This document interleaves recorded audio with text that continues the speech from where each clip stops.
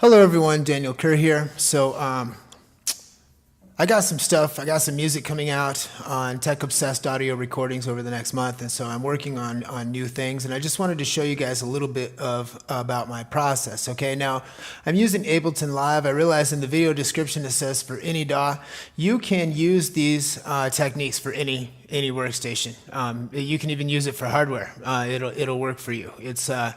It's just something that I do that can be done on any music software. So you'll see there's a couple of things that I do that are specific to Ableton, and I'll explain that. But there's also ways to get around this if you're using Pro Tools, you're using Reason, you're using Cubase, you're using anything, Cakewalk, Sonar, whatever you're using. Doesn't even make any difference. FL Studio, all software these days are very, very capable, very feature rich. Now, this is going to be uploaded to my SnowMetal University channel, and it's also going to be uploaded to my Daniel Kerr channel. So if you're watching this on SnowMetal University, there will be a link in the description that will take you to my other channel with tons and tons more years worth of tutorials.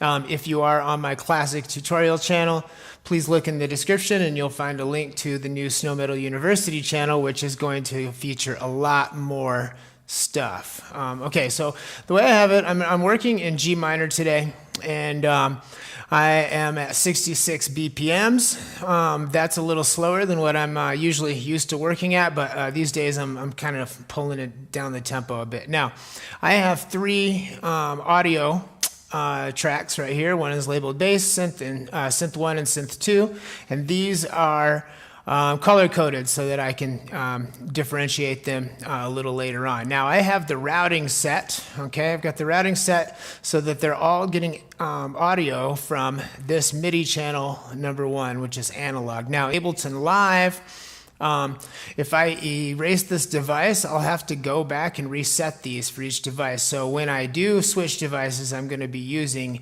the audio swap feature. Okay, now what I'm going to be doing is basically using Ableton's instruments, okay, and also a bunch of plugins, a bunch of VST plugins that I have, and basically just swapping them out, and I'm going to be creating bass lines and synth lines for this project. Now, when I'm done, for a good starting point for the project, I'm probably going to have 5 synth 1 loops, 5 synth 2 loops, that's a bit of variation, and then 1 bass line for each, so 5 bass lines. What I'm going to be doing is I'm going to be recording the MIDI clips, and once I get them looping, I'm going to record them over here into their relevant slot. Now, for any DAW, you just want to set up the resampling so that you're recording from your audio line is recording from the MIDI channel.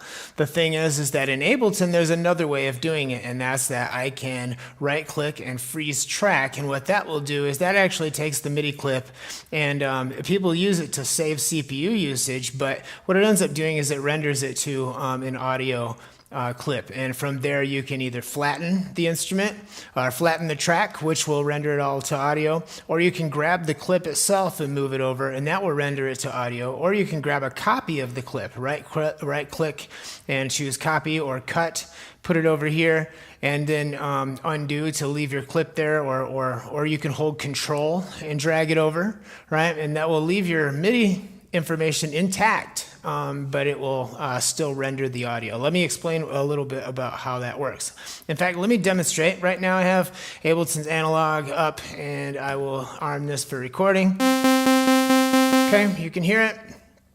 I'm not even using a MIDI keyboard. I'm just using my QWERTY keyboard. So another thing I'm going to do, I have these turned off so that I can't hear them.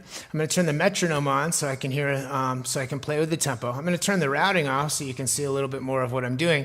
Also, what I'm going to be doing, let me turn this record monitor down just a tad. What I'm going to be doing from here is I'm going to well, here, let's just get right into it. G minor. Okay, there's a G, and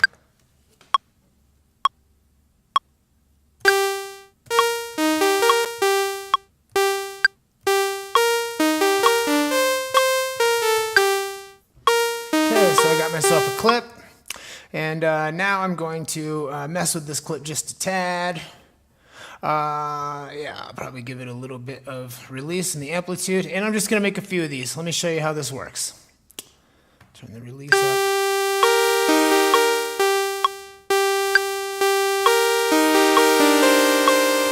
Arm it over here for synth. Gonna go here.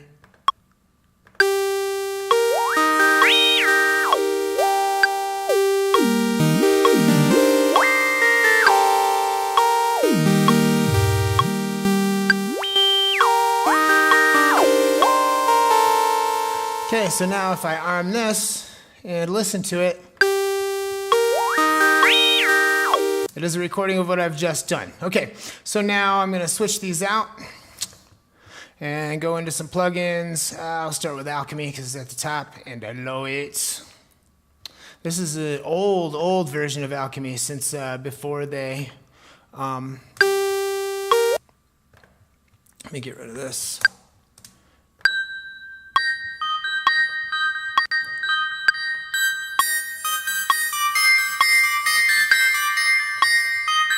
Okay, let's get that. Arm for recording.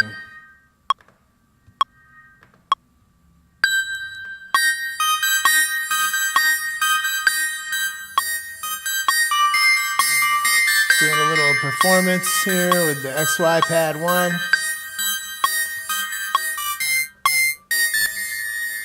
And good, got that one. Let's get rid of this MIDI information. Let's arm this for MIDI so I can play. And let's change a few voices. Now I'm just using presets for this demonstration just because that sounds nice. Yeah, I haven't heard most of these before. I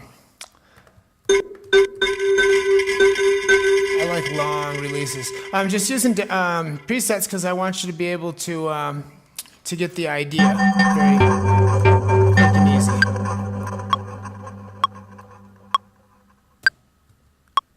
Whoops. Using the QWERTY keyboard, sometimes I forget where the notes are.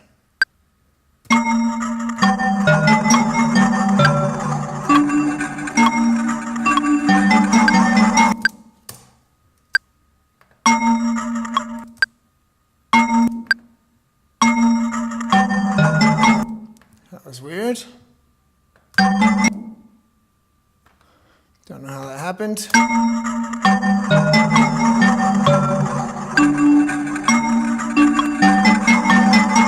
My voice is kind of strange, so I'm going to choose a different one.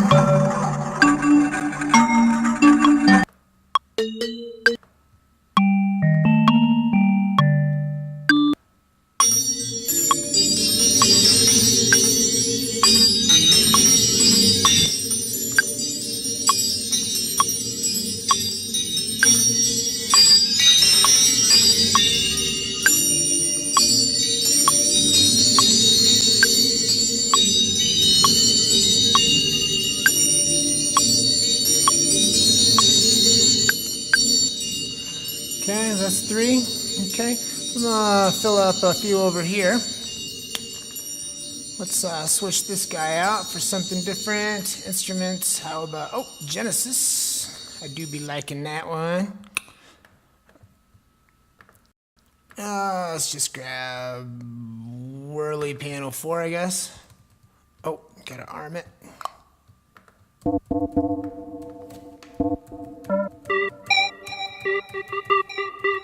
Actually, that octave thing was kind of cool. How about that?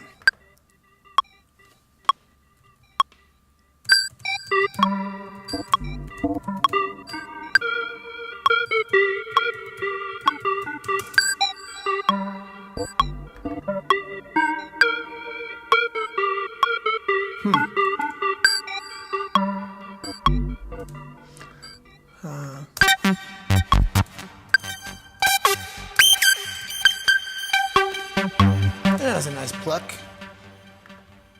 Here, I'll demonstrate this way to do it. In live, you freeze track. It's freezing. Oh, so frozen. And then, how about if I take this guy and drag it over, which turns it into a loop. And over here, this is still MIDI information, as you can see, but if I flatten it, it turns into wave file, undo. Still note information, but if I take it, hold control and drag it over, it makes a copy that's a wave file, right? So that's pretty nifty. Let's save this work and let's unfreeze.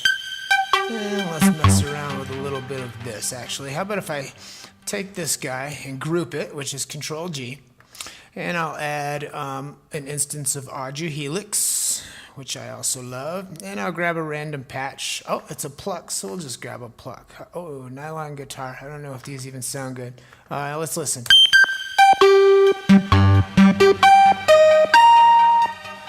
Let's go to audio effects, and let's grab a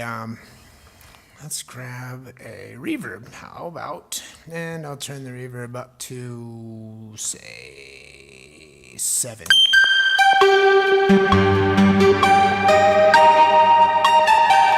Okay.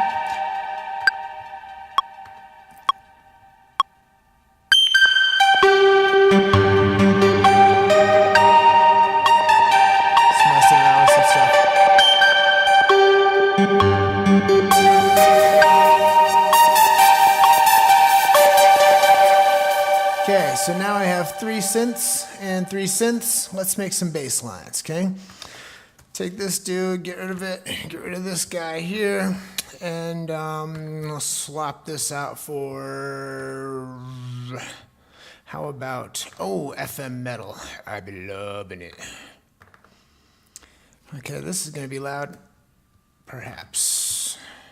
Yeah, it's always a bit louder than usual.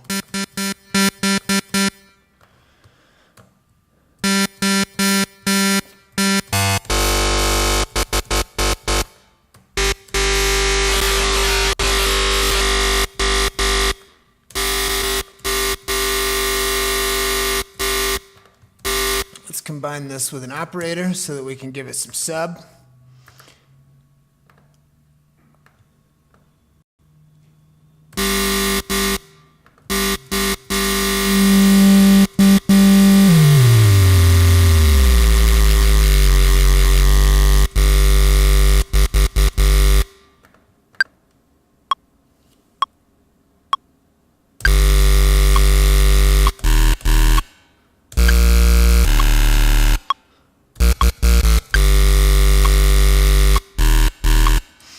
Okay, I'm going to turn this down a bit and turn this down a bit. And I'm going to put a a limiter on this piece too. Okay. And arm for recording.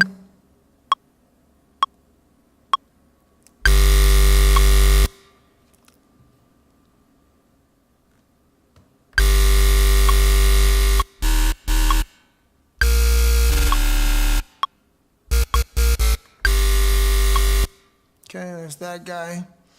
And how about if we take the notes themselves, whoops, and let's just stretch them out a little bit. And then we'll add an arpeggiator onto the FM metal. And we'll change it to 16th notes. Okay, and we'll give it a...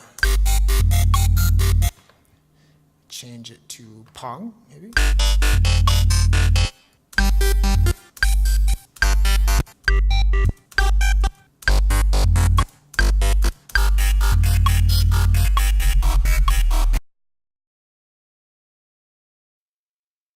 Okay, so what happened a moment ago was, oops, let me turn this down. Okay, so what happened a moment ago was I ran out of screencasting time, so starting over. Not starting over, but picking up where I left off, but not quite. I did actually finish all 5 of each of synth 1, synth 2, and bass. So what I'm going to do at this point is I'm going to color them all the same so that I can remember which one's which. For me, color coordination and arrangement is very important. Okay, maybe not so important for other people, but for me, it needs to be right. So I'm going to do it this time. I'm going to turn them back on. And I'm going to take the 3 volumes, I'm going to select them all and bring the volume down just a tad so that you can hear me speak, okay? And I'm going to stop each one and I'm going to set the levels, all right? So what I do, double click. Oh, that's good. This one could be a little lower. This one, good. Good. I try to adjust this while I'm recording to make sure that I have it all correctly. And yeah, I do realize that I'm doing it all visually, and that's fine. When you're listening, maybe practically a tad different, but I just want all the levels to be about the same, and I'll adjust as I go. When I'm playing these, now obviously I recorded them all at 66 BPMs, and I recorded them all in G minor, but I actually don't know what they sound like together. I've never actually heard them together at all. So what I'm going to do at this point is I'm going to audition them for the first time with you guys listening. So here's what it sounds like in order. These guys need to be a little higher.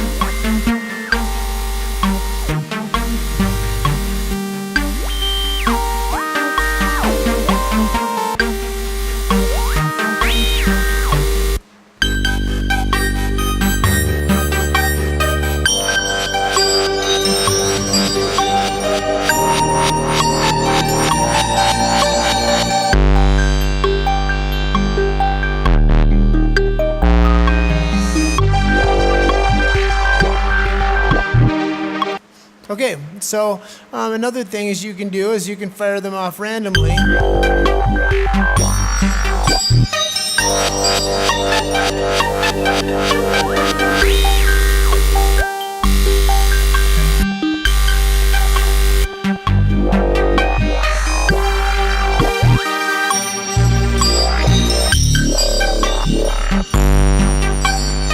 Okay, so that's pretty much how I get just a few ideas. And what I'm going to do next is I'm going to deal with drums. So if you thought that this was useful at all, go ahead and subscribe.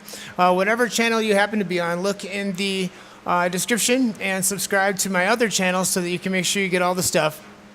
Eventually, I want to port everything over to SnowMetal University, but there is still a lot of good information on the old channel and good tutorials. Some of the best ones, some of the ones that are the most popular amongst my viewers. I don't know, it's weird. The stuff I think is amazing information that I'm going to be able to use a lot. A lot of people don't seem to be so interested in, and the stuff that I think is just mundane that I don't think that it's very super valuable information seems to be super popular. So that's an interesting phenomena regarding YouTube and viewership and video production and all that crap. So another thing I'm going to be doing this week is I'm going to be messing around with a money experiment with my son, so you can check that out. I'm also going to be doing some Bible teachings and things, talking about the importance of worship in the Christian community. And I would like each and every one of you, if you have a relationship with Dad and you want to raise me up in prayer and talk about this and ask that God will provide blessings for me and that He will lead and direct me into making the videos and tutorials that are going to be the most effective in the kingdom of God, that would be great. Anyway, right about now, you can see the icon. Go ahead and hit that sucker and subscribe. Check the description for the other channel once again, and if you want to support me financially, you can go to eBay and find my sample sets. My username is Donovan James, DONOVANJAMES, Donovan James. That's my old dog, and you can find my sample sets and things there, and it is a huge blessing to me to be able to sell those things, and it's a huge blessing to you to get those sample packs, I promise. Anyway, be blessed. Love you guys.